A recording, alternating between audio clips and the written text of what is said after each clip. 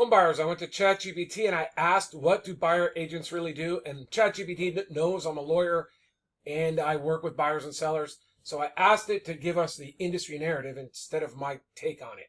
I'm going to provide you my take during the video. So ChatGPT said the top tier critical function, this is what the industry says, you shouldn't go without these, is you want a buyer's agent to help you negotiate price and terms.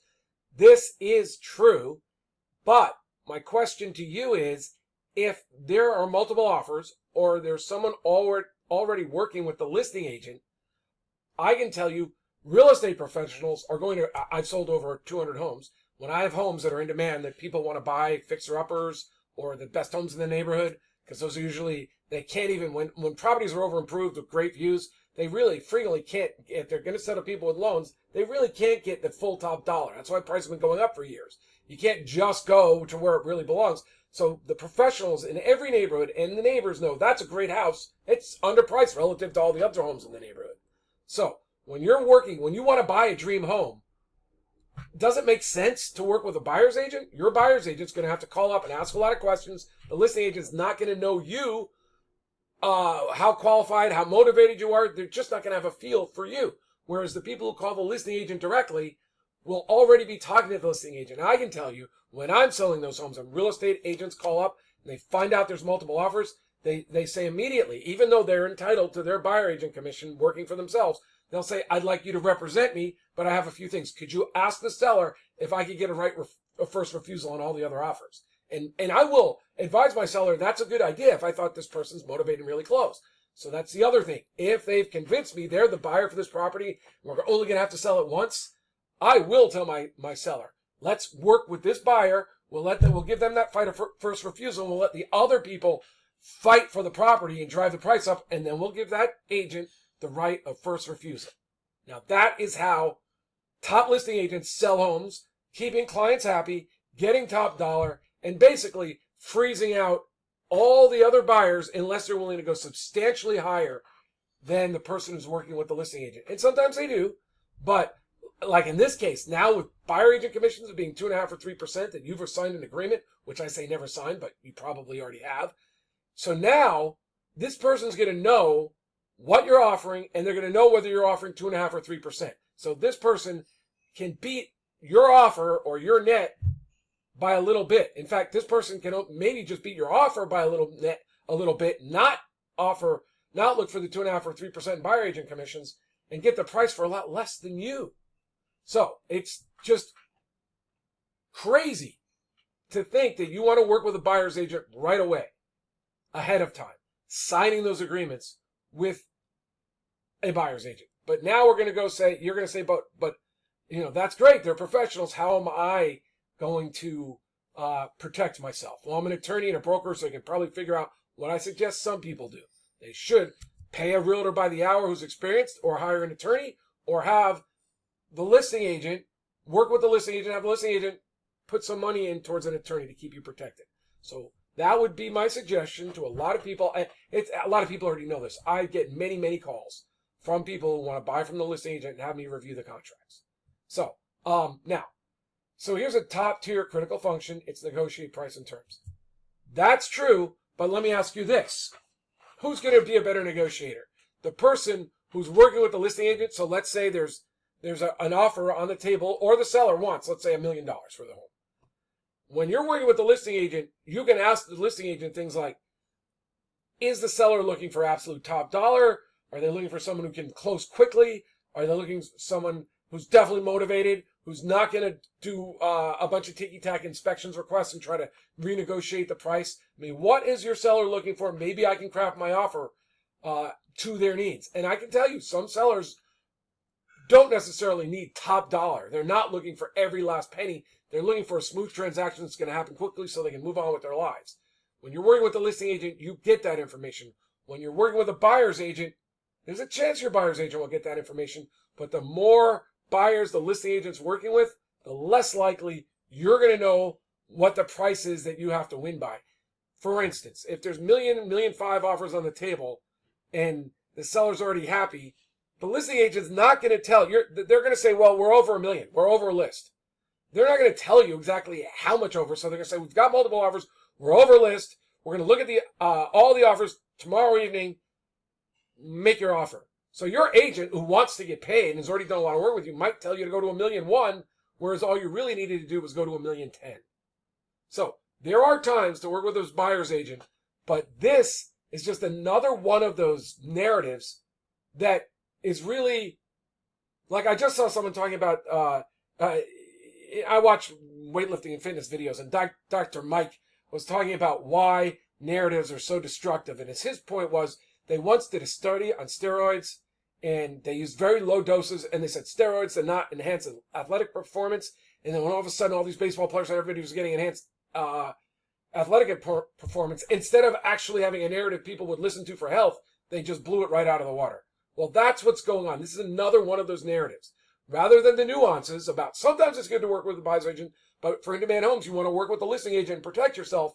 Like, that's really the proper narrative, but that doesn't work for all the websites that pitch you as a lead to buyer's agents and charge billions of dollars in profits for Zillow based on that. So you're getting the narrative that makes the industry money. You're not getting the narrative that's good for you in buying your dream home or homes at a good value or not having to overpay by sometimes 6 figures.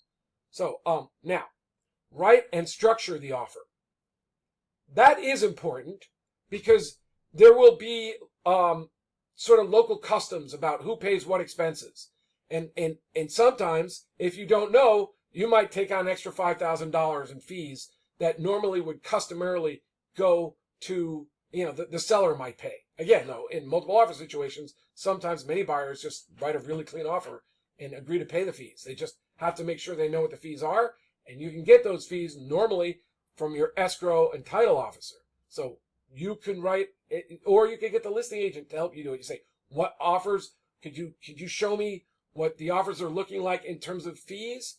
And then we'll just figure out what price I'm willing to offer. Like, there's lots of ways to do this. You don't necessarily need a buyer's agent to help you structure the offer. But again, if you are working with a buyer's agent, you need to make sure you have a buyer's agent on your team who knows how to help you write and structure. Like, either, their experience, basically. They know how to write offers that get accepted. So, guide you through bidding wars. Now, I know that I just explained to you why a buyer's agent is going to be far more likely to have you overpay or lose. But you still want comfort, and I agree. Sometimes a listing agent can help you there, but if not, then you might want to consider working with an attorney who's experienced or working with a buyer agent who's not looking for 2.5% or 3% fees, who you can pay by the hour, and then you go work. Basically, you want to work with the listing agent, but have someone overseeing it and protecting it. There's many ways to do it. We have programs where people can pay a flat fee, and then we'll split it. If we're gonna work with the listing agent but there's not a lot of competition, we'll seek a fat fee and then we'll split it with you. So there's lots of ways to do this, and in many ways, I mean, here's one of those things. We can work with you so there's no extra money out of pocket. So we would get paid by the listing agent or the seller. And if the seller doesn't want to give us a referral fee or a legal fee or a buyer fee, or the listing agent's not willing to do one of those things, well, then we're going to say you can go ahead and work with them. You don't have to pay us anything. We have most of our programs to be like that. Like, if you want to reverse the risks, we'll customize however you want to do it, but we're not looking to get paid unless we can help you buy the home of your dreams, your dream home. So review disclosures and inspection reports. Very important. Super. It's not only important, it's also like one of the things we do is even if we ask the listing agent for the name of 3 inspectors, we will call the inspectors up, not have the listing agent hire them, because we want that person to be beholden to us. Now, if they've done a lot of work with that listing agent already, there may be a little bit of a bias there. Hopefully the professionals will overcome that. But, this is an experience thing. But I always tell my buyers, if they've asked, even when on the phone, even if they're not clients, when people ask, I say, make sure you're the one who contacts the inspectors, because the inspectors need to be working for you, not the listing agent, not the seller, if they're going to be on your side. Now, again, doesn't always work out perfectly when you get a list from the listing agent. And there are other ways around that, but that's for other videos. Manage timelines and contingencies. Very important. You don't want to lose your, it's hard to do it in California, but you don't want to lose your deposits. You don't want to lose out on the deals. And so it's probably very good to have someone reading over the contracts with you, seeing, closing up all the loopholes and getting the deal closed and coordinating things with a lender. I don't know if that's even coming up, but those are some of the things that take up a significant amount of time for buyer's agents. And it's coordinating inspections, riding. I mean, some lenders will just not close on time in busy seasons, and you really have to push. So it's making sure that the loan's proceeding quickly. When there's problems, you need to know when to, start putting pressure on them, finding another buyer's agent. Sometimes escrow and title create problems, and that's where having a lawyer on your team is good, because we've always found a way, as a lawyer, I've always found a way to get title and escrow to do the right thing. Like I can't, if there's a cloud on title, I can't get them to remove it. But if they're putting up obstacles, I'll say, after I talk to them nicely, I'll say, well, that's interesting to me. I'm an attorney. I don't quite understand this. Could you put me in touch with your legal? And it almost always gets cleared up. So, that's just a tip for other lawyers. If you can, when you know you're right, or it's kind of fishy, like what's going on here? Why are they doing this? You're like, well, let me talk to legal. And usually they're like, oh, they call the legal department, and the legal department clears it up, and they just call me back and say, well, we've got it handled. So now mid-level. This is, again,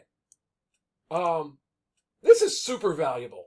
And there is a time, and there are properties that are hard to value. You want an agent that sold a lot of those properties, preferably even as a listing agent, so they're really good at valuing. And for me, if you're spending millions of dollars on a home, why not get appraisals from couple of appraisals from appraisers that really do a lot of work in the area and sold homes. And if you're looking like in Rancho Santa Fe, La Jolla, Del Mar, oceanfront properties, anywhere, top of the line golf properties, spend a few $100, even if it's a few thousand, and get the best minds, get a consensus on value. And when you have some of the consensus going, you can actually use that to help you get to a fair price frequently. So this is why working with the listing agent, and then bringing the listing agent in, like if it's a pricing thing, having them see the appraisals and seeing that process was fair and clean, that's going to be shared with the seller. So again, I just don't understand the buyer agent narrative on these things, unless your buyer agent is one of those people who sets the standard for the community or is really, really good at what they do. We already discussed that. This is important. We have videos. We have just created a community. There's no questions in it at winnerscheck.com, but we know that these questions will come up. I've had other videos on this more generically. Like I said, there are times escrow and loans become major problems, and you sometimes do need someone with experience, expertise. Word we haven't used is gravitas to get things done. Not all deals, but some. We discussed lenders and other professionals. This is work, though. These are things that get done. You can do them with the listing agent and having someone oversee it. You can do them with the buyer's agent. But as ChatGPT said, we got to get these things done. ChatGPT, this was it's brilliant. Comes up all the time. I was thinking of it. As a home, because I've done a lot more listings than buyers. I have agents in my office who work with buyers. I'm always trying to interpret lender signals and buyer agent signals for my sellers. And you do see it. And there's a lot of agents that won't lie. So they will put up subterfuge. They'll put up smoke screens. They won't answer questions directly, but they won't lie. And those are the signals we have to interpret. And with experience and proper questions, we can get to them. And sometimes I'm like, well, I can help you with your lender. If you're a lender, I have made deals close on time because both the buyer wanted to move in on time and my seller needed the money to close on the other house. And their lender's like, well, can you let them live there for a month and then we'll close? And I'm like, no. And, I told them, I've seen this. I've been brought in as lawyers on this when they can't get the buyers to close after they already let them into the house. So, this is this comes up with lenders in busy markets or when people are overextended and paying a lot. It comes up. Not all the time, though. This is important if you're not doing it yourself. I would, when I really get close to buying, I would make sure that I'm looking at the market or getting updates from a source that gets it from the MLS and getting it sent to me. Because like I said, when properties come up that are outstanding, the dream homes come up, the people in the neighborhood are going to be all over it quickly, especially the professional realtors. The ones who are looking for the fixer-uppers, the ones looking for their family, the ones who know the neighborhood, and they're like, if properties ever come up on that street with that view, I'm buying them. I've sold those properties to realtors. They call me up. They find out, they offer, they have me represent them, meaning they gave up 2.5 or 3% extra to me to make sure they get that home because they see the value there. I mean, they do things like, wow, this is such a good price. I know if I put in floors, change the paint on the walls, I can get an appraiser to come and reappraise the home, and I'll take $200,000 out right away and use that to finance another property or a rental. They recognize when there's opportunities. Top homes, almost always the best views, over-improved backyards. Those are the things they're looking for. Someone who's just done an amazing job in the interior.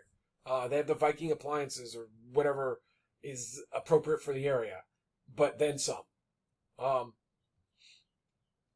Attend showings and offer insight. This is, if you want someone to take you around, offer insights in the neighborhoods, I would consider engaging buyer's agents on a limited basis. I wouldn't sign those buyer agent contracts. I'd go to winnerscheck.com and I'd get my buyer agent contract that works for California, but I think you can use it as a model with another state, adding in the other state's specific boilerplate and say, I'm not going to agree to pay you 3% ahead of time because if a property that I love is just right for me and they're not offering 1% or 1.5% or they're not offering anything at all, I still want the chance to buy that home.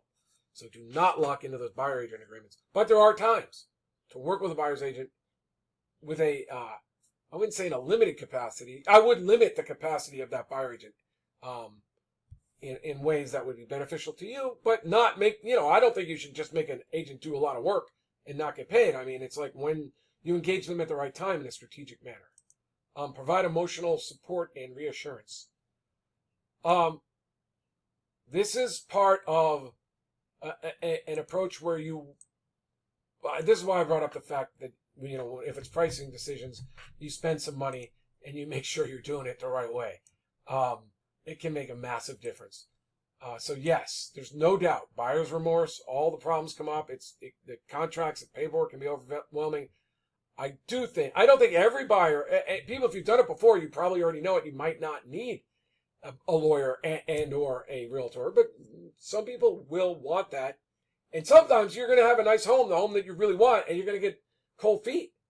And that's when a good agent will say, well, but what about all these? What about your goals? Are you really worried about whether you're paying $30,000 too much if you're going to be living there 7 years and it's right near whatever it is, your parents, your golf course, your schools?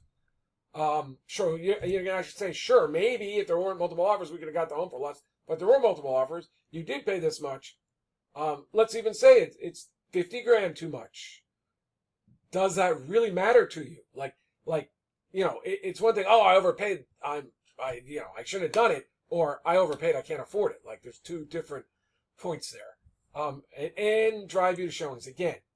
When you're working with buyers teams, like let's say you went to Zillow and you said, yeah, let me see the home, and they would sell that lead for thousands of dollars a month. They'll sell a package of leads to a buyer's agent, usually someone with experience who can front the money. These leads are super expensive, and they'll have a team of people just driving you around, and then they'll say, but don't worry, when it comes time to make the offer, you'll work with me. I've been doing this for 10 years or something. You don't have to, you can bypass that agent and have someone else driving you around if you want to be driven around, and then you could get that buyer agent fee. If you wind up not needing to work with the listing agent directly. So that's what ChatGPT gave us. This was a 20-minute video. So my name is John McConnin. I'm an attorney and a broker in California. And I have a series on this, like all the series, like the questions you want to ask in the beginning, how you want to develop rapport, how you position yourself with that listing agent to make them work for you to be the winning buyer in a multiple offer, how not to overpay, how to, just the whole process. I've created a video series. It's available there, or maybe it'll just pop up in your feed.